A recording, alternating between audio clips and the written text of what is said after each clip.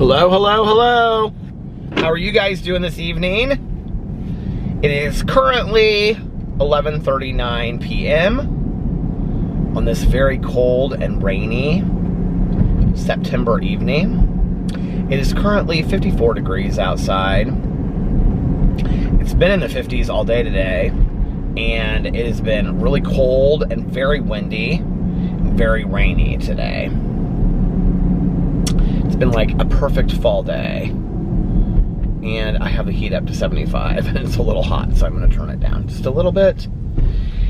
And I'm charging my phone, and I just got done watching the first 2 episodes of The Real Housewives of Salt Lake City with Alex, and he made us salads tonight for dinner. And yeah, it's been a good day. I got up and I did a bunch of stuff around the house. You guys, it is gonna be 3 days tomorrow and I still have not unpacked, which is so totally not like me. But that car is like driving down the road with no lights on or anything. That's scary. I got up and I was like, I want to put fresh linens on the bed and everything. So I washed all the linens today, and I'm actually thinking about, I know that I already have like a ton of comforters and stuff, but there's this comforter that I saw, and it's by a company called Sunday Citizen, and it looks super, super comfortable. They have these comforters that are called snug comforters. If anybody has one, can you let me know if you like it, like if you think it's worth it or not? Because I told Alex, and he's like, but we already have all, you know, so many comforters and stuff. And I'm like, and he knows I'm going to want to buy a new one for the holiday season, even though we have the one from last holiday season. But I mean, I'll use that one as well. But this one just looks so cozy for winter, and it's like a big blanket comforter. So anyway, I'm thinking about getting that. And my plan had been to go to Crumble Cookies and do a review today, but when I was getting ready to go, it was like pouring down rain outside, that I was like, you know what, I think I'm just gonna wait a little bit until the rain slows down. And so then I did a drama video, and then I did a Peterisms video, and then I did my booktube video. I think I actually did my booktube video and then my Peterisms video. Doesn't matter. But anyway, and then by that point, it was like 6, and I was like, after like getting everything uploaded and coming up with thumbnails and stuff, and well, first of all, I was so excited because the books for Peter's Book Club came in the mail today from Amazon. So I was like, oh, awesome, I can make this video, yay. So those came in the mail from Amazon, and I'm going to put the picture up on Instagram. I actually ordered the book tonight for a true crime book club, and that book should be here Friday. And so when that book comes, I'm going to put the picture up on Instagram of all 3 of the books. So, and that'll be cool too, because I think it has a lot of pictures in it. For like talking about the different stories. So the book that we're reading for the True Crime Book Club for October is called Behind the Horror, and somebody recommended it on the vlog actually, and it's the cases that inspired horror movies. And I was talking, I think, on here one night about either the podcast, or I was talking about this whole idea of the final girl, you know, the final girl that you see in horror movies, and how in Grady Hendrix' book, the Final Girl Support Group, they're actually final girls from like the real situations that then inspired movies. Like, for example, if Halloween had really been a movie, then like Jamie Lee Curtis, like whoever she was based on, or Friday the 13th, or I can't remember what the other ones were that he used in the book, but that book was so good. And I was like, is there any, like, in real life, is there any situations of, like, real final girls, like, or is this just, like, a movie trope that we've come up with? Of which I think it is a movie trope, or a book trope. So, like, but anyway, it's a fictional trope that, you know, it's not something that really happens in real life, but I guess it kind of has to some degree. So it's, this book is the stories that base the movies, like Nightmare on Elm Street, The Conjuring, The Exorcist. There's like 6 or 8 movies that it talks about in the book. So that'll be interesting. Silence of the Lambs. So that'll be interesting. And, yeah. And then I picked, for Peter's book club, I picked the Mary Shelley Club. That's by Goldie Modofsky, who wrote Kill the Boy Band, which I read several years ago, and it was pretty good. It wasn't the best book in the entire world, but it was really pretty good. And it was really pretty good. And then the second book is called My Heart. I'm doing 2 books for Peter's book club for October. My Heart is a Chainsaw by Stephen Graham Jones, I think is his name. And he's won like all these awards, and he teaches at the University of Colorado Boulder. I think he's like part of their MFA program for like MFA in creative writing, or the writing department or something. I don't know. But that looks really good as well. I've been really excited to read that book for a while now. That was actually recommended to me, and it hadn't come out yet. It literally just came out. That was recommended to me when I was reading, or when I got the Final Girls support group on Audible. That book was recommended to me. So, yeah. I have exactly 12 minutes. Well, not exactly, but I have about 12 minutes because I just did the math before I left the house. Minutes left of Arsenic and Adobo, which last night after I vlogged, I listened to like 2.5, 3 hours of. I listened to like the entire book, and it's really, really good. I really like it. And the author has the second book in the series is coming out, I think, in March. So I'm excited about that. New series, new cozy mystery series that I'm into. And then, I don't know, today I was like looking at, like I was watching BookTube videos, and I was looking through BookTubers and stuff, and Connor O'Brien, who was like one of the very first BookTubers that I ever like watched his videos. He's just a really nice guy. And he was reviewing, I forgot that I had a Dr. Pepper in here. I mean, I saw it when I got in the car, and then I forgot about it until just now. I got this Dr. Pepper when I went to Meijer earlier. Alex went to Fresh Time, I went to Meijer, and I got some groceries and stuff.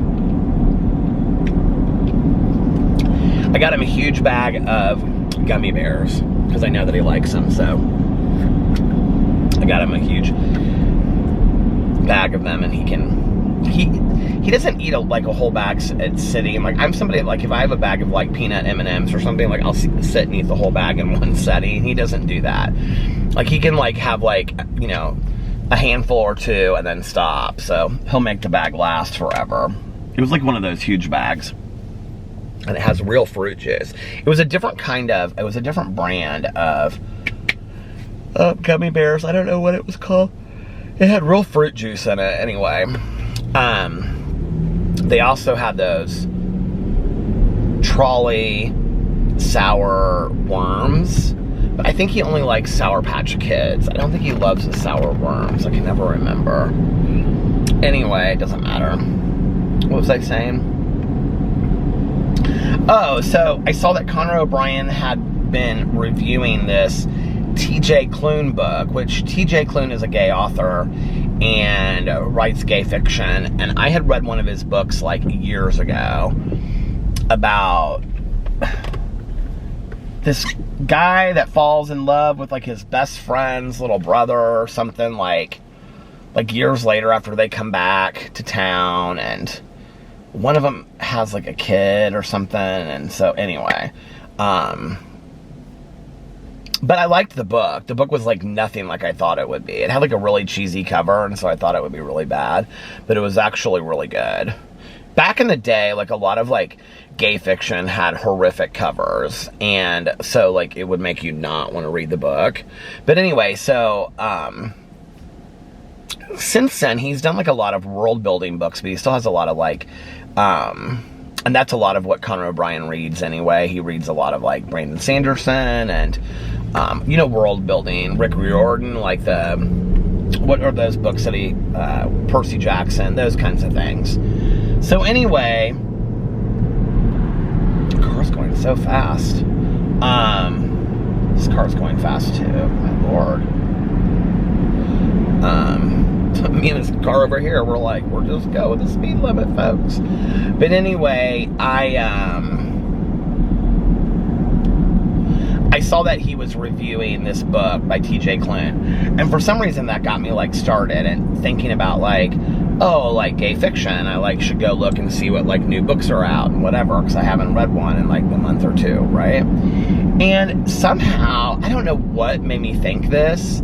I think it was because of reading Arsenic and Adobo, which is like a really diverse book. And, I mean, her family, like the main character's family is Filipino. Her best friend is like Middle Eastern.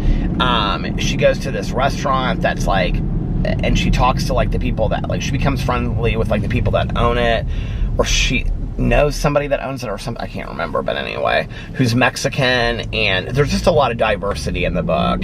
And so I was sitting there and I was thinking, like, this is interesting because uniformly there's not a lot of diversity in cozy mysteries. And I was like, you know, I wonder if there's any gay cozy mysteries. Like, there has to be, right? But kind of by nature, like, that's not the case. And so I Googled gay cozy mysteries, and there's actually a list on Goodreads. So the first book on the list that has like the highest rating is called something like New to Pirates Cove or something. I downloaded the book on Audible. I'm going to listen to it next after I finish this Arsenic and Adobo. It has like 4 or 5 books or 7 books in the series. Have been written like right up till this year. And it's about this guy, and he's like got out of a failing. You have to remember, like, there's like a lot of like gay erotica or gay like fiction. A lot of it's written by women, which is always interesting to me, but hey, whatever. You know, there's a lot of this gay fiction, you know, on Kindle that you can download and all whatever. But cozies by nature, like, they don't cuss, there's no like sex, there's none of that stuff, right? So I was like, it'll be interesting to see how this is done, like, in a real cute kind of way, right? So it's about this guy, and I mean, it's very typical cozy, but written from a gay point of view. And which I like, why that never occurred to me to write, I don't know. But it's about this guy, and he's like got out of this really sad relationship, and then somebody in his family dies, somebody he's close with, and they leave him like that. He inherits this like house and this failing bookstore. And it's in this town called like Pirates Cove or something like that. That's on the East Coast. It's like this little small town, right? I mean, it's a cozy mystery. And so he goes home. I don't really know what the mystery is. I should pull in here and read it to you guys and tell you what the book says. I was just thinking about the movie Babe, Pig in the City. That's the second one. Babe 2, Pig in the City. When that one dog is like, what the pig says goes, see? Oh my God, I love those Babe movies so much. I love that one. Back in the day, I used to get so sad when Babe would go, I miss my mom, in that one. Oh, so sweet, wasn't it? Anyway, okay. We're over being sad now. Let's lock the door so serial killers don't get us. Okay, hold on just a second. Hold on, wait a minute. Okay, ain't got no tutti frutti. So the book is called Murder at Pirates Cove. Okay. They always have such great titles in these cozies, don't they? Murder at Pirates Cove. Secrets and Scrabble, book 1 by Josh Lanyon. I actually feel like I've read a book by Josh Lanyon before. Should I look and see? If it's this one cheesy gay book that I thought I read, I'm gonna be so over it.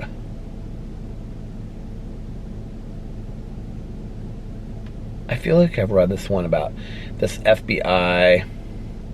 I feel like Here it is, Fatal Shadows. I think that's the one, or maybe I already have it now. But I feel like Josh Lanyon is an alias for like a woman. Okay, Josh Lanyon is the I cannot read this without my reading glasses.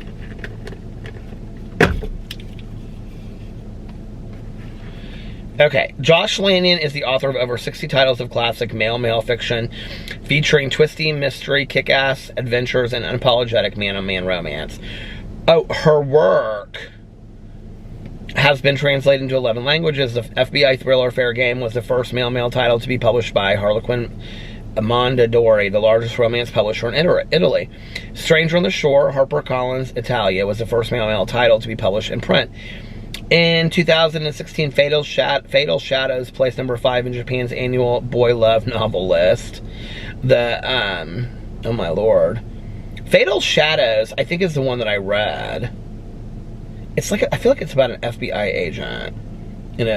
Maybe this is, hold on, here it is. One sunny morning, Los Angeles bookseller and aspiring mystery author Aiden English opens his front door to murder.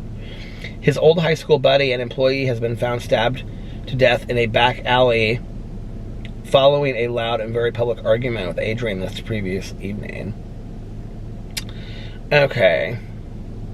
But it goes on and on and on. Okay, so where's the Pirates Cove one? Here it is, Murder at Pirates Cove.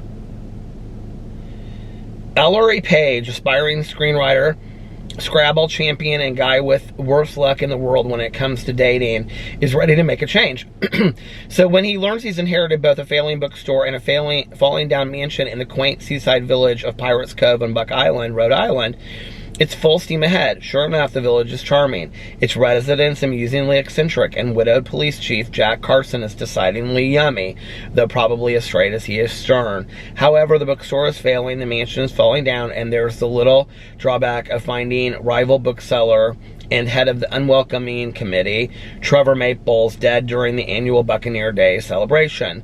Still, it could be worse, and once Police Chief Carson learns Trevor was killed with a cutlass hanging over the door of Ellery's bookstore, it is... Okay, and then it just stops. And then it says, this story contains no on-screen sex or violence, because it's a cozy, and we don't read those in cozy. See, but you can go have your 50 Shades of Grey for that if you want that. Oh my god, this is so funny. Right at the top here it says Emily B is on page such and such of The House in the Cerulean Sea by T.J. Klune. And who was I just talking about? T.J. Klune.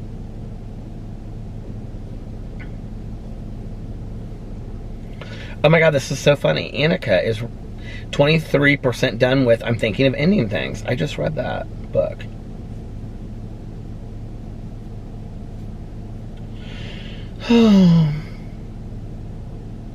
There's a lot of people in here reading cozies.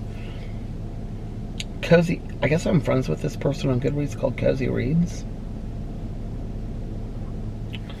Do they have like a YouTube channel or something that can recommend cozy novels to me? The only books I like to read are cozy mysteries. If you also like to read cozy mysteries, send me a friend request. My star rating, 1 star, not for me. 2 stars, just okay. 3 stars, good. 4 stars, great. 5 stars, loved it. She says, I will not accept friend requests from members who do not read any cozy mysteries. I love her so much. This is so fantastic.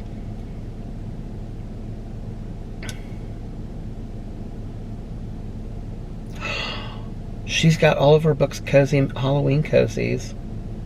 Let's see which ones are the Halloween cozies. What is Christmas River?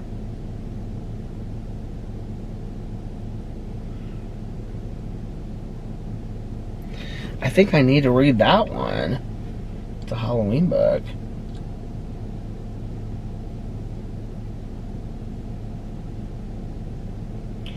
Dewberry Farm Mysteries.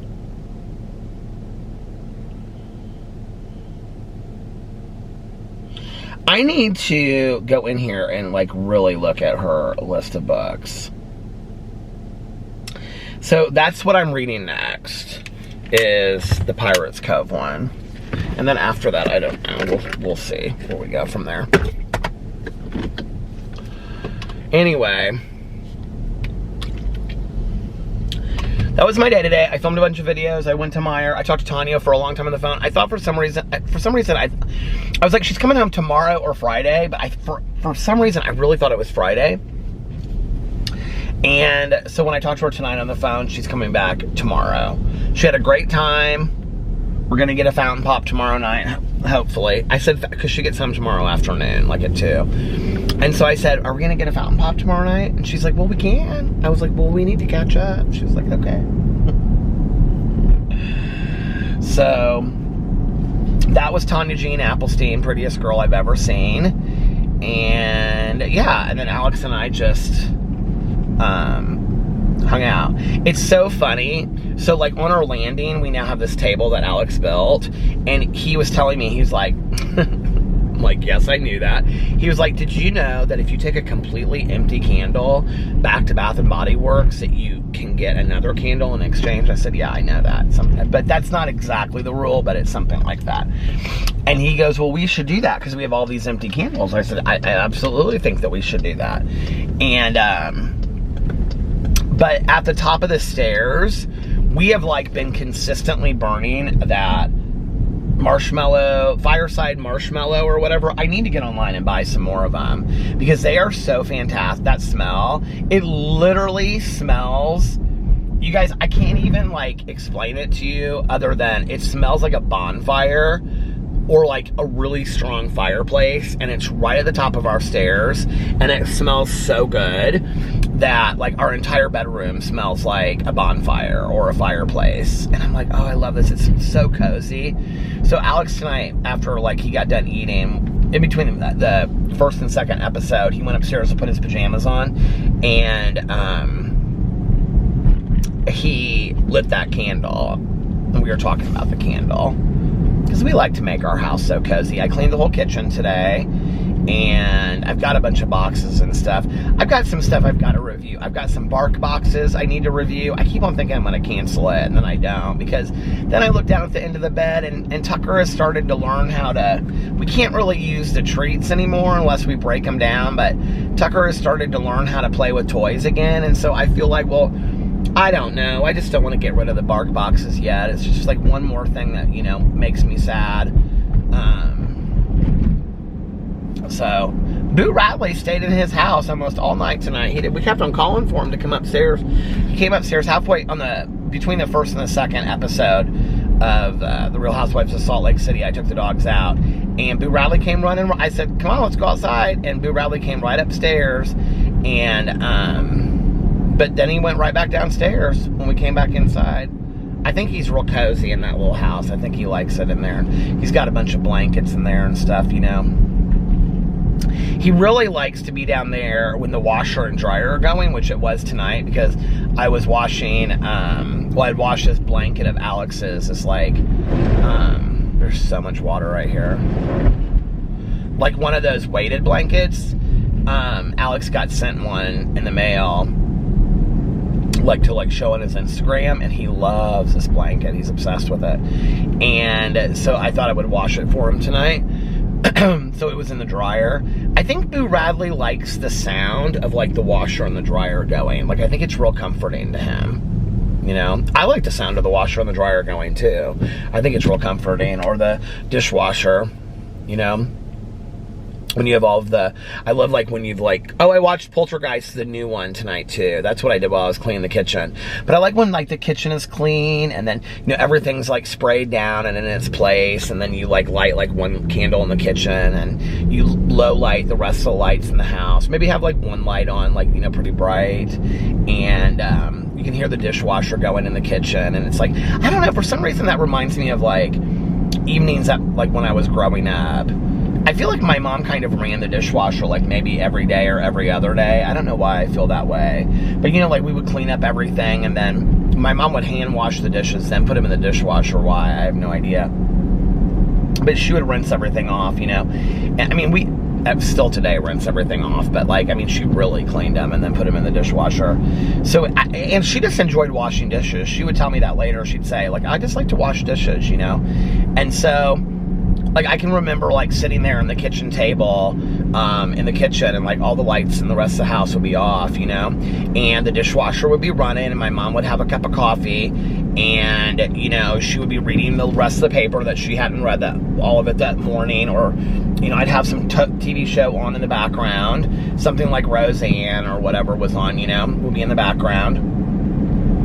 When I was younger, it wouldn't be like that. I can't remember what shows it would be, but, and then she would bring laundry up and, like, fold a, you know, a basket of laundry, and we would sit there and she would make coffee, either instant or she would make it in the percolator. Because one year we read, I've talked about this on here before, Betty J. Smith's A Tree Grows in Brooklyn, and there's something about it where she puts charcoal or she puts vanilla or something in her coffee, and it's something about making, I don't think she used a percolator, I can't remember what she used, but anyway, I was, like, obsessed with wanting to have a percolator one year, so my mom got me one, and, like, for Christmas or something, and we would make coffee in the percolator constantly. And so, well, she would make it, but she would let me have, like, a little bit of it, a cup too. Is it, like, and then we would make decaf as well, but I would sit there and have a cup of coffee. She would have a cup of coffee. I could remember, like, I'd be in my pajamas, and I could hear that, you know, or I'd sit there and read while the TV was on in the background, though I've always had a really difficult time reading or doing whatever with the TV on in the background. I don't remember doing a lot of homework when I was growing up, but I just remember our evenings were very relaxing like that, you know, no matter what season it was, but always in the background, you know, like the dishwasher running. And then we would go upstairs and we would turn off all the lights downstairs, and we would go upstairs, and I'd get ready for bed, and I'd get into bed and I'd read for a little while. And for a long time I was really into those old time radio shows, and my mom would come and she would sleep on the floor. She would, like, put a sleeping bag down on the floor, and while I was, like, I would have my fan on, and because I had, like, the bottom bunk of bunk beds, and so she would be on, like, the floor next to this little table, this little nightstand that I had, where I had, like, this old-time radio, like, you know, with a tape cassette in there, and we would listen to, like, Only the Shadow Knows. Unless it was Christmas time, and then we listened to all Christmas ones, like the screen version of Miracle on 34th Street, and those kinds of things, but Fibber McGee and Molly's Christmas, Jack Benny's Christmas.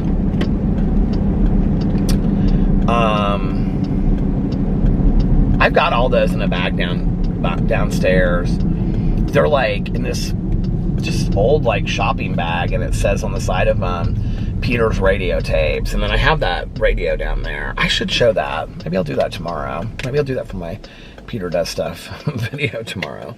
People are like, really? How interesting is that? But no, I did. I fell asleep every night listening to this. And then Alex, a couple years ago, well, it's been more than that now, probably 7 or 8 years ago, he bought me one of those record players that's kind of like matches that, like those old time, you know, it's like a Cromley, or, you know what I'm talking about? But it looks like an old time record player. He bought me one of those.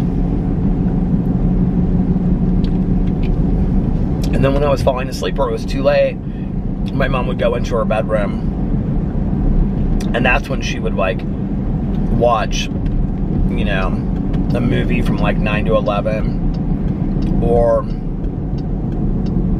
she would watch the nightly news. She watched nightly news every night, but she usually watched a movie from 9 to 11. She did that, like, her entire life. Like, even when she was, like, because she didn't have cable ever, right? Until 5-6 years before my mom passed away, my aunt and uncle bought her, like, a really nice TV, and then they got her cable, but just, like, really basic cable, so that she could watch the Oscars one year, and it would be, like, crystal clear, because my mom always had, like, the rabbit ears, you know? Which I think that really is a sweet gift, isn't it? Like on it was like the day before the Oscars or something like that. Like the cable guy came to install it, and then my aunt and uncle came over with a new TV, because my mom loved watching the Academy Awards. They always did really sweet stuff like that for my mom. And so anyway, I keep on forgetting that Dairy Queen has all of their new fall blizzard's out. I need to do that for a review one day. I've got like 3 or 4 things in my mind that I want to review. So, that... It stopped as I was going through my list. That Dairy Queen crumble cookies. McDonald's has some new stuff. They have this donut, pull apart donut, and then White Castle has something that I want to review. These desserts, and so there's a couple things. But anyway, I've always enjoyed having like having a cozy home has always been. Maybe it was important to me growing up because my mom made our house that way. But, you know, my aunt and uncle's house was that way too. My Aunt Kathy, she had a really cozy home. You know, there was always candles lit and the lights were, you know, dimmed, and it was always that way. And I always kind of liked watching cozy TV shows that kind of made me feel that way, you know? And I don't know.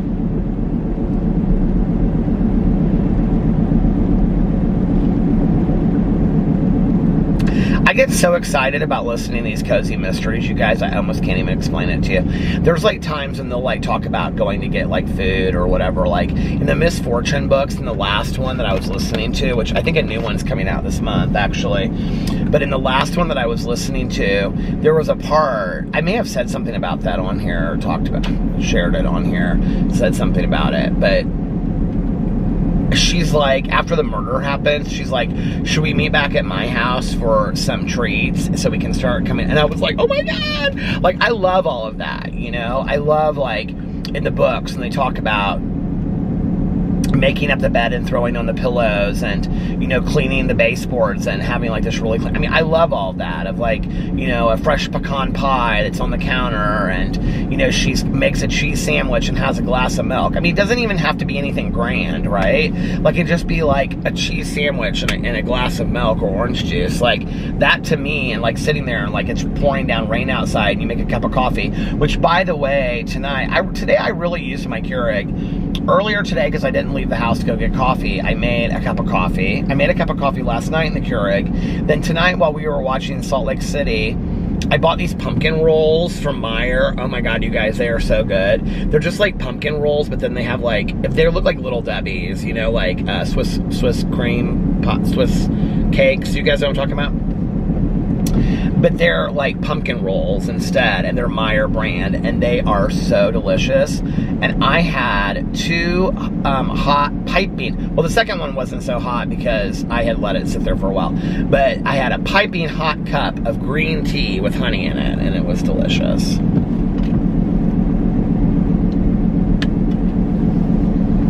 You know, this is the thing. Like, I was watching Salt Lake City tonight, and these people live in some beautiful homes. Like, they really do, you know?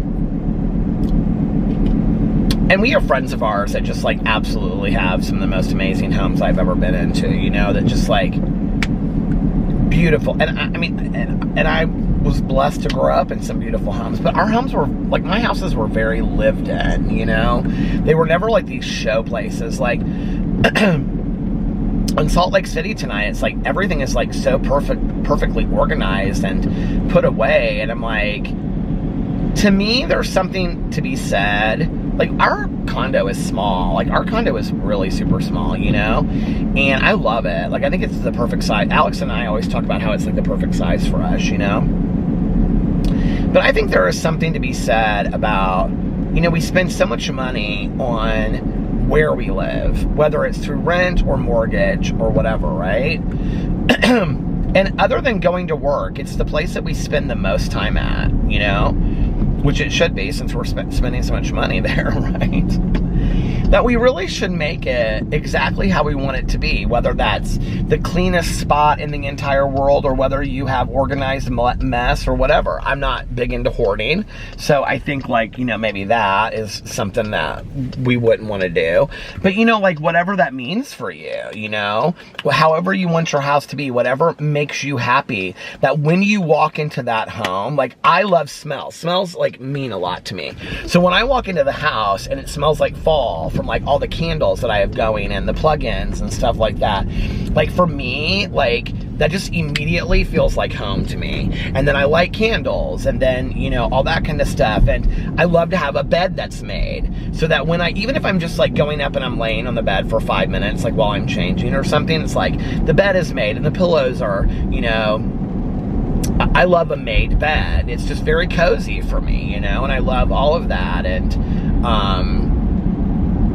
And then when I come home, it's like, this is home. Like, this is my safe place, you know, and this is where our family is and our dogs. And I don't know. I just think it's important to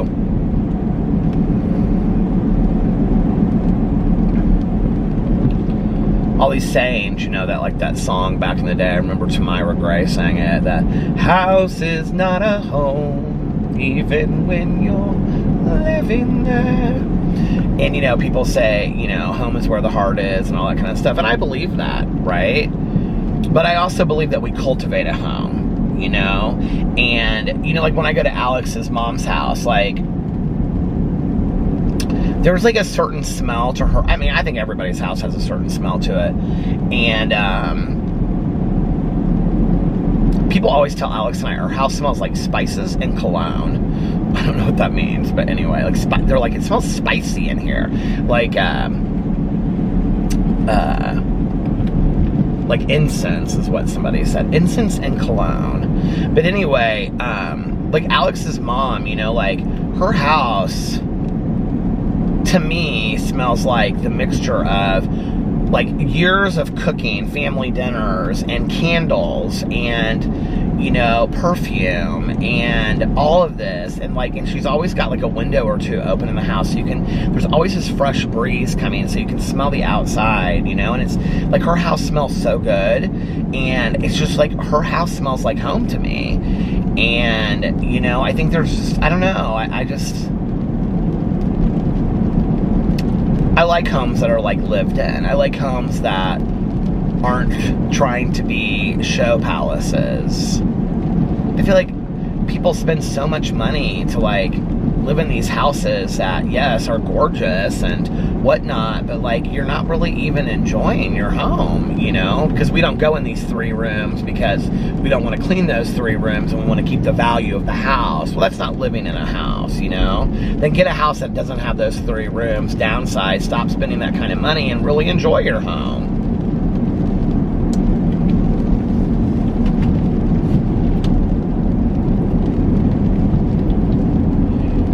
And I also think that you should never, like, be embarrassed of what you have in your house, you know? It's like, and I never have, like, from my apartment all the way through to today, like, I've never been, like, if I want to buy something for my house and put it on a table, I buy something for my house and I put it on a table. If I think it's something that somebody else is going to think is corny, then, you know what? Like, don't come to my house then. You know what I mean? Like, I don't really care. I have things in my house that make me happy. You know, I have things sitting around that make me happy. And, now, I do think of Alex in that as well. You know what I mean? Like, I am considerate of Alex like that too. But thankfully, Alex and I, our styles are very similar. And it's not like we have Architectural Digest home anyway. You know what I mean? But, I mean, the things that I have in my house are things that make me happy. You know? But I do think like this, like, just this summer, getting 2 new chairs, which, I mean, those chairs were not cheap, but they weren't super expensive either, right? And then those chairs will last us the next 5 or 10 years, right? If not longer. And then, okay, so we got our money's worth out of that. And then I probably spent, okay, the ferns, I know, were like $14 each. So let's not talk about the back patio. Let's just talk about the front patio. So the ferns were $14 each. So that was $30. And they were like $14.99, I think. So that was $30. And then the daisies were like $9.99. So that was $40 total. And then those 2 things that I had, which then ended up being 3, but the majority of the summer I just had the 2 because the last one was on the back patio. I think they were like $25 each, that's $50. So $100 total for all of that. And I mean, that, which, yes, it's expensive for plants and a front porch and whatever, right? But I have enjoyed those plants so much. They have just totally made a difference this summer. I've blown that kind of money on stuff that I could care less about, you know? And those plants made me so happy this summer. I do think I need to really think about that and spending money. Like, I think I need to really start spending money on things that that bring me daily happiness, if that makes sense, you know? Whether that's bedding or plants or, you know, mums or whatever that is. I think I need to be more considerate of, is this going to be something that's going to bring me happiness on a daily basis? Instead of something that, like, oh, I used this a couple times and now it's sitting over there in a corner, but, like, I don't really get a lot of daily happiness out of that. You know what I mean? It's so interesting because, you know, through the years, people that have watched my videos, I haven't gotten anything like this in a while, but through the years, people would draw pictures of pee-pee. There seemed to be like a period where I was getting a lot of like artwork and stuff. But we have had each of those pictures, there's probably like 5, 6 pictures that we've had framed, or we had frames for that we put them in. And so we have them all over the house. I have this picture on the mantle that's like bright green that somebody did of me. And these pictures of Boo and Tucker that I did this, like, I don't think it was a sponsorship. I think they just sent them to me if I would talk about, they were going to give, it was like they gave them to me free in exchange for talking about the program. We have those upstairs, and it's like that little bit of artwork like everywhere makes such a huge difference. I mean, it really, really does. It really makes the house super cozy when you walk in, you know, and like the table, like right when we walk in is where we put our keys, and it has like the picture of pee-pee and a mirror and another picture of pee-pee and like 4 candles are right there, you know?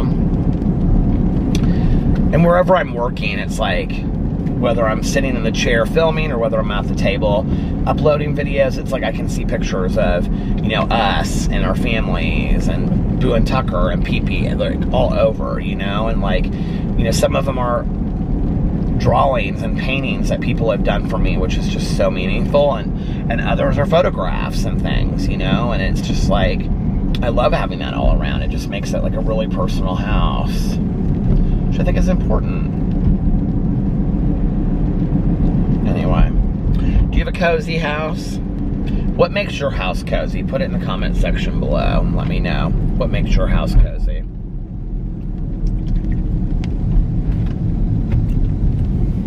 I can't believe I'm almost done with that arsenic and adobo book. I will say this though, it's like one of the first cozies I've read in a long time. It's so funny to me just to say the cozies. But it's like one of the first cozies I've read in a long time that doesn't really take place in her house at all. Well, first of all, it takes place over like 2 days. And then like the majority of it happens at the restaurant that her grandmother owns. And at this coffee shop down the street. Like she's kind of like always on, I feel like I just like cut my arm. I don't know why. She's kind of like always like going places. She's either at like the hospital or this wake, or she's never like just at home. I think she lives with her grandmother. I'm not even sure. She has a dog. The dog who is on the cover of the book, who like, there's a reason why like the dog is important to the story. But the dog literally makes one appearance in the entire book.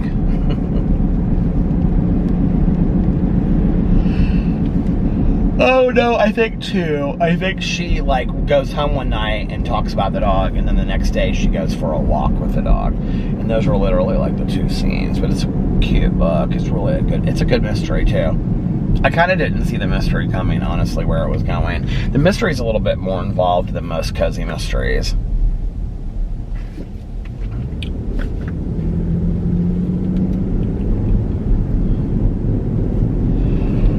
it's like you get to the north side of Indianapolis, and then there's like all these, not billboards, but little signs in the grass. I have a feeling I was just like, as I was saying it, I'm like thinking in my head, it's like all of these signs in like the yards and the neighborhoods or whatever for churches, but they're all like different churches on the north side of Indianapolis. And I'm like, I've always kind of thought that was strange. And then I'm like, this is where all the new developments are, so they're probably recruiting, you know?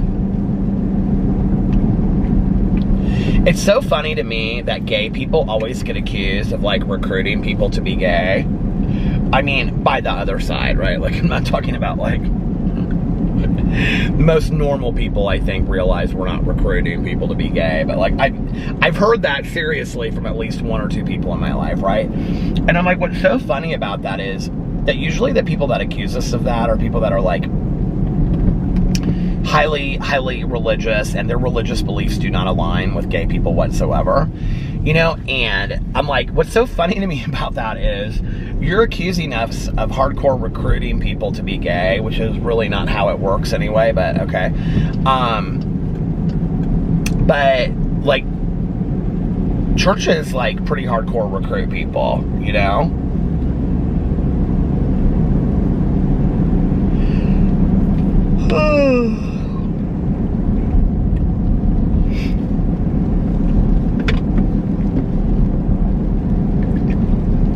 You know, it's interesting, like this thing that I knew about myself that probably has a pretty huge part of my addiction too. I think that, you know, when I drank and was using it made me a lot more comfortable with being gay. But this part of myself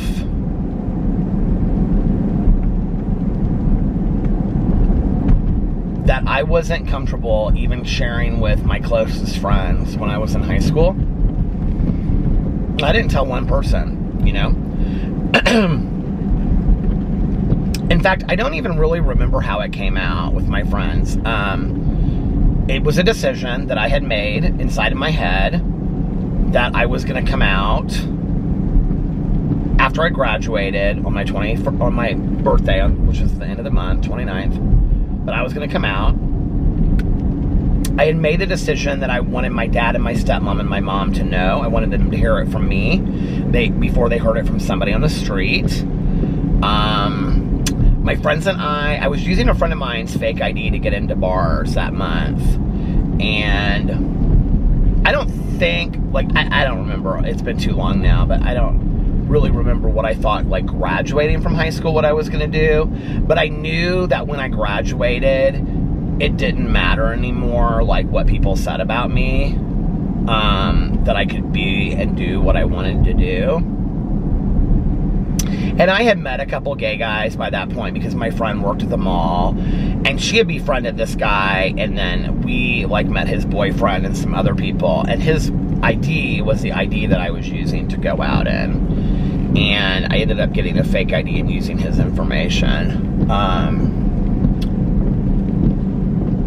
I had seen my hairstylist that my stepmom also used to go to. My stepmother used to also go to him as well. I had seen him at the bar, like once, maybe even a couple times. And so I had gone to get my hair cut, and he had made some joking comment about outing me to my stepmom. He wasn't serious about it. In retrospect, like, I mean, he said something to me later. He goes, I want you to know I would never have done that. He was a really nice guy. But he made some joke about it, and I got kind of freaked out. And that was where, like, the whole thing was like, if I come out, I want my family to hear it from me first. I don't want them to hear it from, like, a hairdresser or, you know, hairstylist. We called them hairdressers at the time. I didn't want them to hear it from a hairstylist or just some random person, you know, oh, Peter's out at the gay bars. And I thought it was such this huge deal, you know, like, I mean, little did I know that, like, my dad and my stepmom had a conversation for many years about, you know, like, this is probably going to be a reality at some point, and, you know, we'll support him 100%. Like, those have been conversations that my dad and my stepmom had. And I think my dad had tried to approach my mom with it or something, I don't know, and she was like, what are you talking about? And my mom never had a problem with me being gay.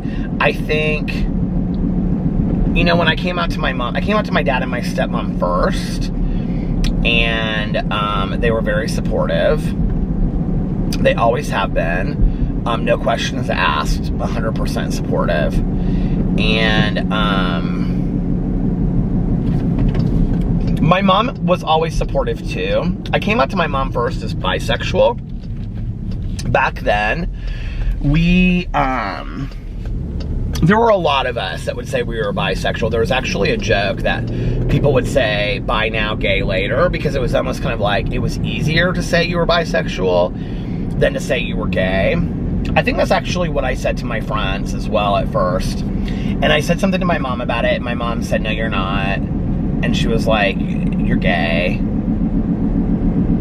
And she said, I'm scared for you. This is for those people that haven't heard this story, because I've told this a million times on here. And this was, you know, I came out in 1990, in the summer of 1990. This was like the tail end of the AIDS crisis, but it was still really a huge deal. Like, I mean, people were terrified. And, but this was the tail end of, like, which I didn't even know at the time. Like, I felt like I came right out into the middle of the AIDS crisis. And watching movies later called, like, We Were Here, which is about San Francisco and the Castro area. And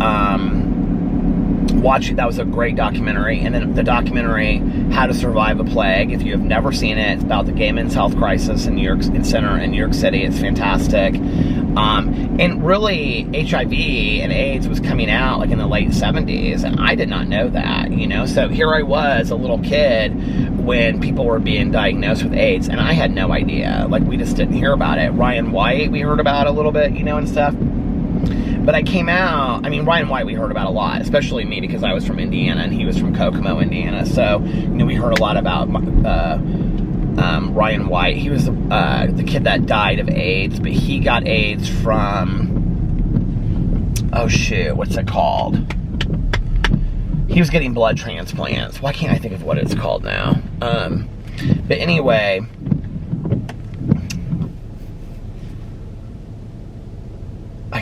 it's just like skipping my mind. I can't think. But he was getting blood transplants, which is why they have all of these, like, I mean, not just because of him, but because of other people as well. They have all of these rules and stuff around, like, blood and all that kind of stuff now. So, he had some disease. It started with an H. I can't remember what it was called.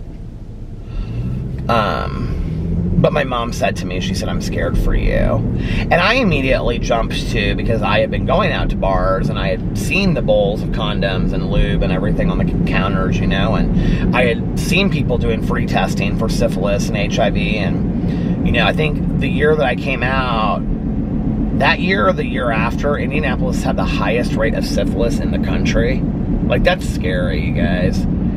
And, so, you know, like, when we would go out to bars, they'd be like, you know,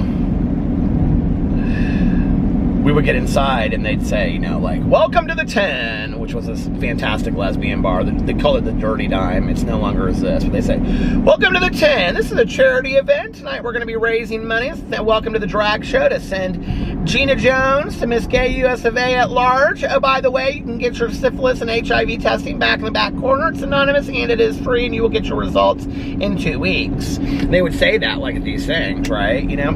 But my mom said to me, she said, I'm scared for you. I can see myself sitting at the kitchen table with her, the same kitchen table that I watched Little House on the Prairie on, the same kitchen table that my mom would smoke a cigarette and have a cup of coffee on while I was watching the Waltons and reading a book. You know, the same kitchen table that we would watch Jeopardy and Wheel of Fortune and talk every night. Those are the shows that we watched.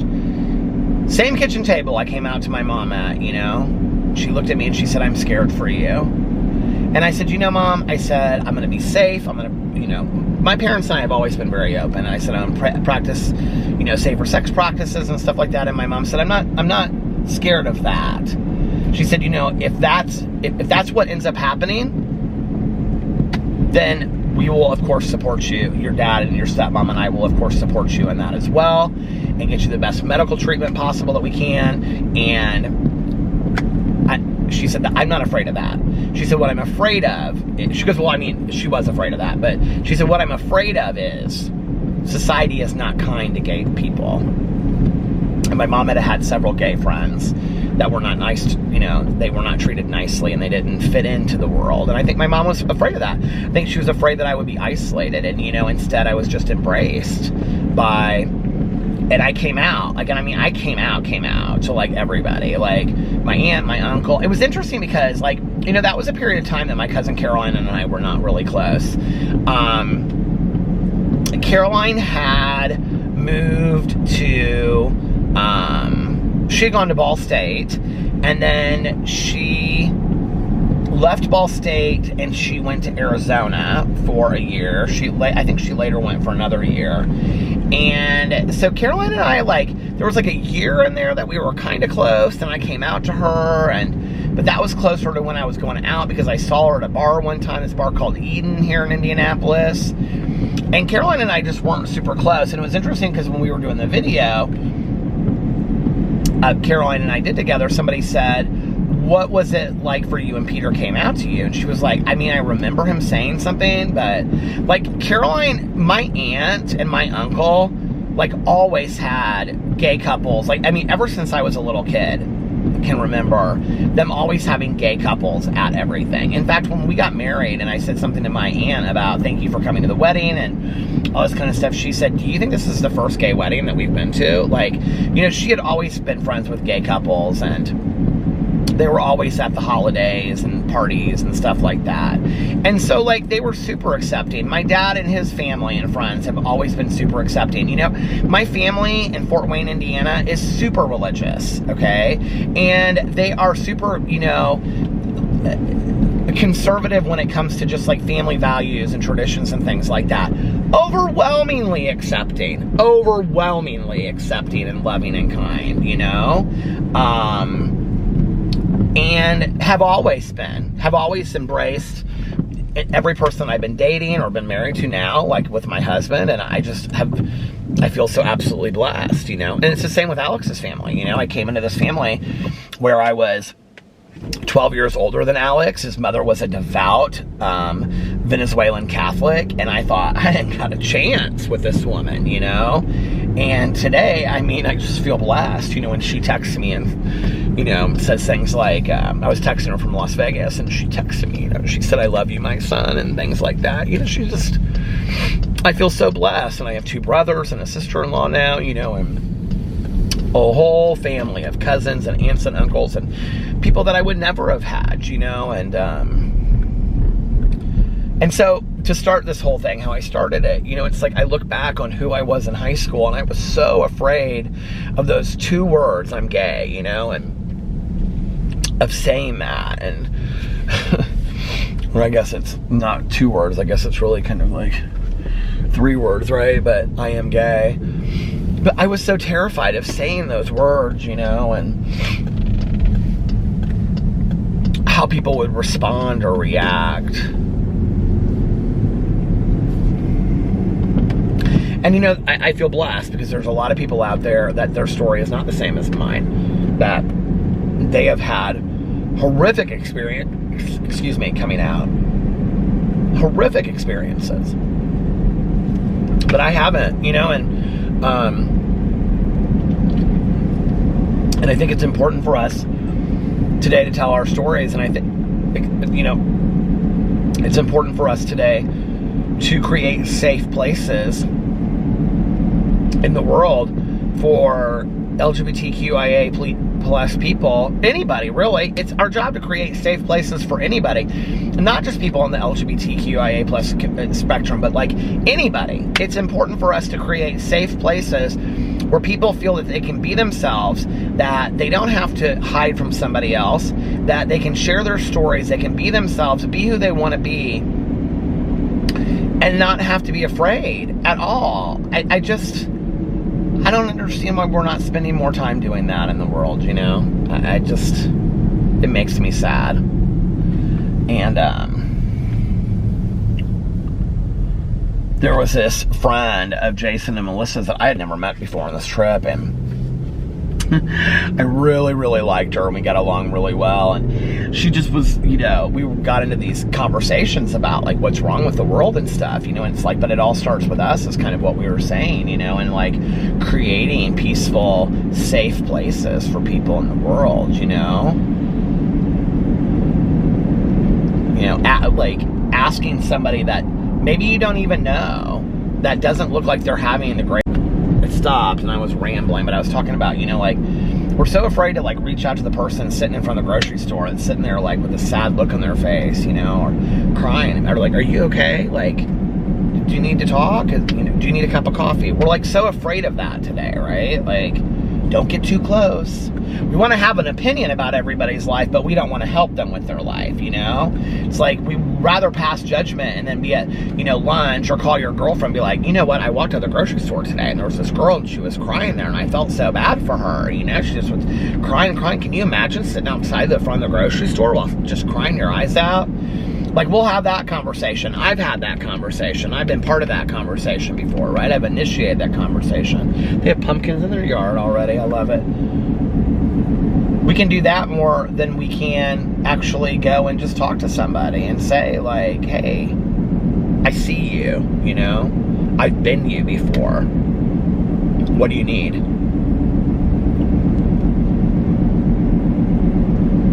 And don't you just love those people that just do those things? Like, they don't need to even ask, what do you need? They'll just bring you a cup of coffee. You know what I mean?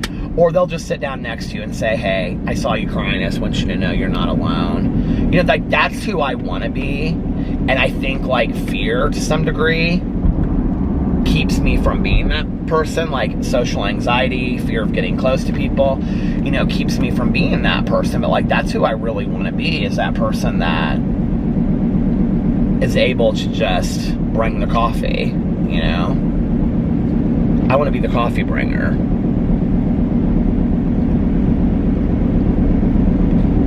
Have you ever had those days where, like, and I mean this, like, in all honesty, have you ever had those days where somebody has brought you a cup of coffee, and it isn't even the kind of coffee that you like? It's not even something that you normally would drink. But because that person went out of themselves and brought you that cup of coffee, for some reason, it's the best cup of coffee you have ever had in your entire life, and it changes everything for that day. I've had those moments before. I'm grateful for those moments today. You know? Where everything changes around because of that cup of coffee.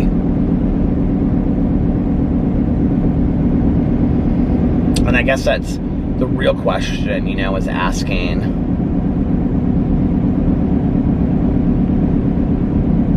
I was like being reminded of the line from To Kill a Mockingbird when she's in the opening. It says, you know, we've just been recently reminded by our president, ask not what my country can do for me, but what I can do for my country. But it's, you know, like, it's along the same thinking, like, what can I do to be a more positive influence on this world? And I am such a believer too, that the more of positivity that we put out there, the more blessings we put out there, the more helpful we are to other people, complete utter strangers, the more positive we are, the more embracing of other people. I do believe that love comes back to us tenfold. I really do. I really, really believe that love and those blessings and that thankfulness and gratitude comes back to us tenfold. I've experienced it, you know? And mostly the way that I've experienced it is that people that I witness, like Alex's cousin Nina is very much like this. I mean, she's a total hippie, right? But like, she is like, I have never heard her, in 13 years of knowing her, I have never heard her say one negative thing about anybody. Never. Never. And she's always just about, let me make this meal, and this meal, I'm going to put my heart and my soul in it, and she really believes that. And like, then you're eating love that I'm passing on. I mean, she's such a hippie, but she dances on the beach, and she believes that she's like listening to, to no music, just to the tides of the waves and stuff. And she's so cool. And when you sit down from her, like, she just literally radiates love and positivity. Like, she just truly does, you know? I mean, she is somebody that, like, literally just, like, radiates love and positivity. And I believe it's fully because that is how she thinks all the time, you know? She is just always a person thinking about what can I do for somebody else. And if she's not thinking that way, she's creating music, she's creating art, she's creating dance to make the world a more beautiful, positive place. And she really believes in all of that, you know? And she believes in giving back to the world, and on and on and on. I mean, she's a complete vegan for that reason. And she's just like one of the kindest people you ever meet. She actually was in my very, very first vlog, I think, that I ever did on this channel, because she was here for New Year's that year. And she's got really long hair, and she just is really cool, you know? And whenever she comes to visit, like, we'll just, like, I mean, she's fun. She's not, like, you know, hippy-dippy. I mean, it's like, she'll sit there and play, like, not Words with Friends, with the one with the cards, like Cards Against Humanity. And so, I mean, she's fun. She's funny, too, you know? But, like, she never says anything bad about anybody. And she just loves to sit there and drink wine with Alex's mom, and, you know, tell stories from the past and look at pictures. And she loves to cook, you know, and then she'll do some dance, and she's, like, teaching us some dance that's, like, this native Venezuelan dance that she learned, because she teaches that dance in San Francisco. And she's just cool, you know? And it's like, she is such an example for me of somebody that just exudes happiness and positivity, because I think that that's what she puts out there in the world. And so I think it comes back on her as well, you know? And I am a believer in that. I never really thought of it that way before. She's actually kind of a role model for me. Funny to think that she's so much younger than me, you know? But, like, our teachers come in many ways. That sounded so profound, didn't it? Our teachers come in many ways, but she is a teacher to me, I think. I need to start thinking more in the way that she does. She's a positive little, like, fairy sprite. She dresses real colorful and fun and stuff too, you know. Anyway, I'm gonna get off here now. So, oh, and the battery just started flashing as I said that. I kind of thought it would, because it usually dies right up here as I, like, go through the intersection. It's like right at, like, an hour and 8 minutes. So I'm gonna stop it now, which I'm at an hour and 7 minutes. So anyway, if nobody else has told you this today, I love you. And I hope that you guys are having a magically amazing Thursday. I love you guys, and I will see you tomorrow. Bye. Love ya! Love ya! Love you. And love you. And also, for those that need to hear it, for those that want to hear it, and for those, whoever, you gotta hear it anyway. And so, dance, be happy, sing, clap, smile. One more, I love you. I love you guys, and I'll see you tomorrow. Bye. Love ya!